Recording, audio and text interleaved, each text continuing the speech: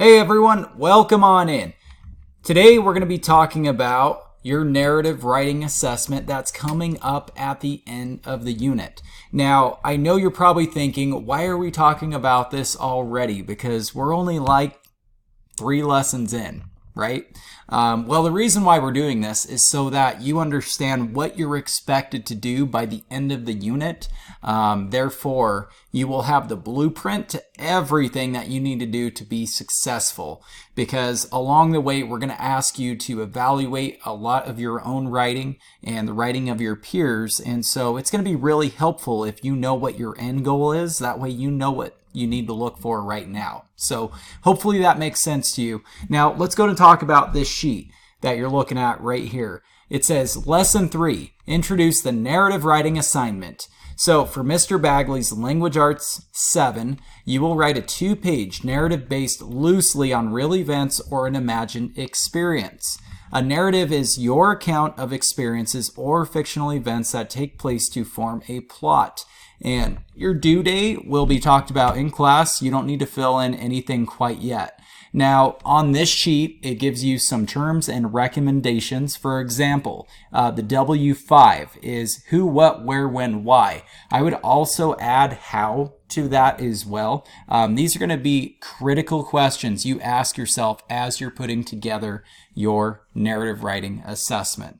Now, the next thing that you need to establish is what's your problem. You have to establish a conflict that is worthy of telling a story about. So hopefully you have something, and you're going to have to rely on your knowledge from the last unit about 5 types of conflicts. So remember, there was man versus man, man versus nature, man versus self, man versus society, and of course my favorite, man versus supernatural. So your story should contain at least 2 different types of conflict. If you don't have conflict, you don't have a story. So remember that. Now the next thing is watching your tone and considering mood and setting. And here's some other narrative techniques you're going to want to use, and we're going to have many lessons on these as we go throughout the unit, of course. So the first one is using dialogue, and more importantly, using it to drive your story forward. Now the next thing we want to use is foreshadowing, because as we learned in the last unit, foreshadowing is where you give hints or clues about what's going to happen later in the story. And that's extremely important because that's going to be what keeps your reader interested in finishing what you have written for them. So keep your audience engaged. Now, the next one is irony. So remember those different types of irony that we learned in the last unit? Yeah, you're going to get to employ those now. So that's awesome. Now, the other thing is show, don't tell. So we're going to talk about descriptive writing a lot because painting a picture for your audience is what enables them to be able to see what you've written like they would a movie. And if you don't write very well and you're not very descriptive, then your movie's going to be trash. Okay. Now the next thing is active voice, vivid verbs. We'll address that, and plot diagramming, of course. That is going to be vital to everything we do, and we've spent some time reviewing story structure for that exact reason. Okay, flip your paper over to the other side, and now we're going to go over the rubric, and this is really the most important part of the lesson today. It's this rubric that is in front of you right here. So on the rubric, this is what you should see. Writing analysis on the left. So if you look over here on the left, you have development of ideas, organization, style, word choice, sentence structure, and at the bottom you have conventions. Okay, so when you are scored on Utah Compose, this is how it grades you. This is really the key to getting a good grade on Utah Compose. So you have to do these things well. Now, it's going to grade you on a 5-point scale. Now, for our purposes, because we use standards-based grading, we're only using a 4-point scale, which means that your total assessment is going to be worth 24 points, not 30. Okay, so just remember that when we get the Utah Compose scores, the max score is a 24. If you go above that, that is awesome. We definitely encourage you to go as high as you can in Utah Compose, but for our purposes, you need to get at least a 24 to be able to max out on scoring. Okay, now let's take a look at each of these criteria. I'm going to ask you to do some underlining or highlighting as we go. So make sure you have a pencil or pen with you. The first box says the writer introduces a narrator and characters and establishes a situation. And so that's going to be the critical thing there. You have to have characters. You have to have an interesting situation. That's where conflict comes into play. So go ahead and underline introduces a narrator, and then underline and or characters and establishes a situation. All of that is important. So underline that. Okay, now the next thing we're going to do is take a look at the second part of that criteria. It says the writer uses narrative techniques such as dialogue and description to fully develop experiences. So I want you to underline some key words here, okay? So underline narrative techniques, dialogue, description, and fully develop experiences. So underline all of that information. Those are the key words here. Now, I'm not going to read through 2 and 3 with you. I'm going to leave that up to you because that's your middle ground, right? So we're just going to look at the extremes. What do you need to do to get a 4? What happens if you get a 1? What are you missing if you get a 1? Okay, so let's take a look at the 1. And once again, we're going to have you underline or highlight as we go. So it says the story lacks focus. So underline lacks focus. That means you're kind of just all over the place and you're not really telling a coherent story. Your story structure is garbage. Okay, so you've got to go back and you got to make sure to do better with that. We're teaching you that, so you should have a firm understanding of how to develop a good story, because stories are all about beats. They're all about timing. There has to be a rhythm there and it has to make sense, right? We have to have a logical connection. Okay, the next one, details are minimal. So remember a second ago we talked about reading being all about creating strong visual images using good word choices. Well, that's part of your ideas, right? And if you don't establish those pictures for your reader, they're going to get bored and they're not going to like what they're reading. So you got to make sure to do a good job with that as well. So underline details are minimal. Underline all of that. Okay, now the next part, the story is confusing and ideas are presented randomly without much order. No narrative techniques are used. Okay, so underline confusing. That's a key word. Presented randomly, underline that. And no narrative techniques are used. Just go ahead and underline all of that. So if you get a 1, it's because you have met all of those criteria, which is not a good thing. So don't give yourself a slap on the back. Okay, let's go and move on to organization. Now, organization, this is what you need to have for a 4.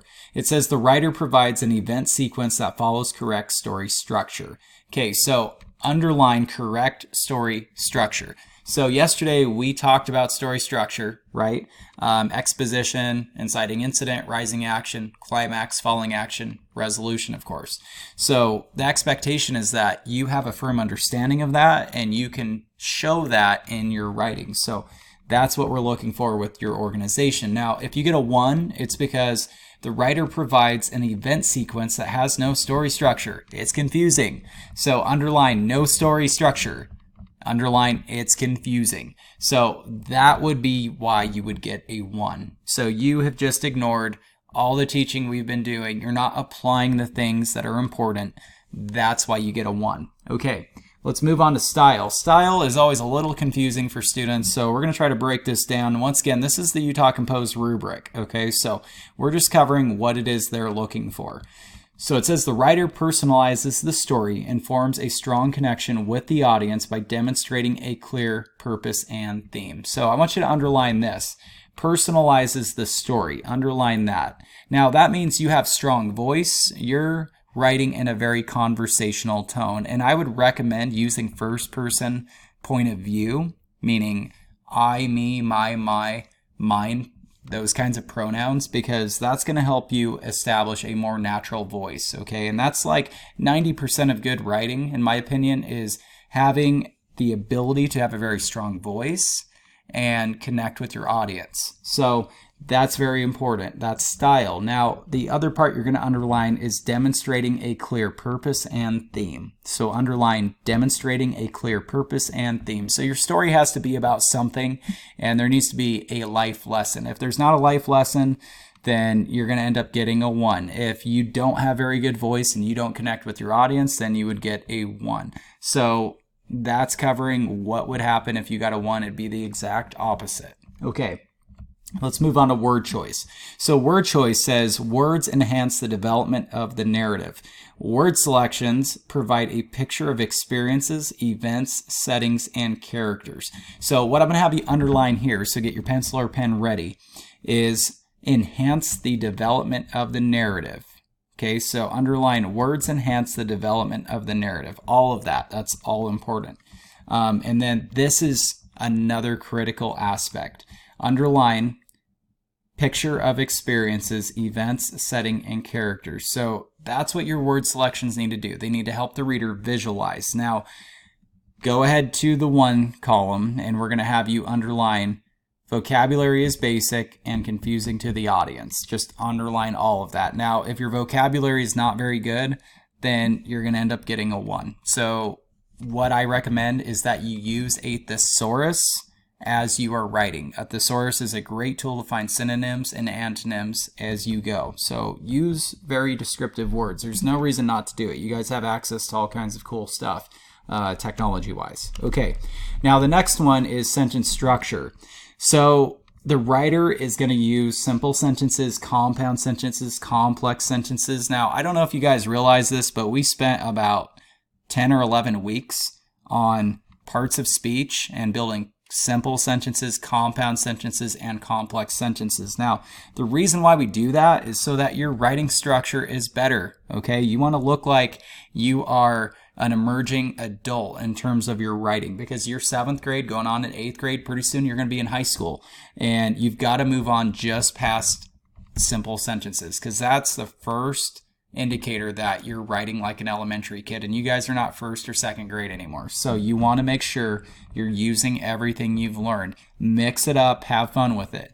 Now, if you get a 1, it's because you're not varying your sentence types and you don't know how to build compound or complex sentences. And I know you all do, for the most part anyway, because I've seen your test scores and I've seen you guys building those throughout the school year. So continue to build them. Make sure that you're using everything we've taught you. Okay, last thing, conventions. All we're really going to say about this one is check your spelling and your grammar. Once again, when you put it in Utah Compose and you see those spelling and grammar errors, there's no reason why you shouldn't go back and correct them. It tells you exactly what you need to fix and why. And that's the other important part, is when you're in Utah Compose, check to see the why. That's going to help you remember it. It's going to help you to better understand why those errors are happening and you want to correct them. Now, if you get a 1, it's because you have multiple errors and you have made no effort to fix them. And if that's the case, it's going to be very distracting to your reader. And I'm telling you right now, if I see a lot, I'm probably just going to end up giving you a 1 on your whole entire story, because I'm not even going to spend time reading it if there's tons and tons of distracting errors. I'm just going to be honest with you. I'll kick it back and say, once that's fixed, then I will read the rest of your story. Okay? So once again, take that responsibility to take care of that. All right, that is the rubric. That's your assignment sheet. Now what you're going to do is you're going to move on to the next step in Canvas. So go ahead and close out of this video and go to the next task. Thanks for listening.